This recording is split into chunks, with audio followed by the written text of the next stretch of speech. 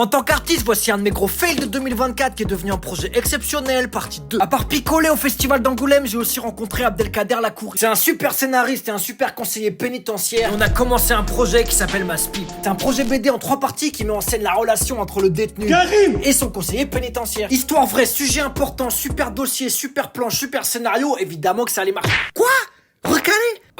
Vous voulez la bagarre en fait. Ok, et on passe en mode bagarre. Le dossier qu'on a présenté au début de l'année, il y avait 20 pages. À la fin, il en faisait 35. Parce que le projet est devenu une série animée, mais qui est jouée par les détenus. On a réalisé 3 épisodes et chaque épisode est tiré d'une histoire vraie, d'un véritable dossier pénitentiaire d'Abdelkader. Et ça nous a ouvert aux boîtes de prod, aux prisons et aux associations. Mais cette recale m'a appris un truc qui va faire très mal à entendre cet artiste. Pour un client, les esquisses, on s'en bat les couilles. En fait, il faut quasiment finir le projet pour que les mecs arrivent à se projeter. Parce qu'ils se projettent pas, parce que c'est pas des créatifs les mecs. Et c'est pareil partout quand on a envoyé des vieilles maquettes à des mecs de maison de disques qui nous ont ghosté comme si on leur avait envoyé salut ça va sur Tinder. Un jour Zep, l'auteur de Titeuf, il m'a dit je me suis fait recaler Titeuf 20 fois et il s'est fait éditer la 21e fois. J'ai envoyé ça à tous les éditeurs que je connaissais et tout le monde a refusé.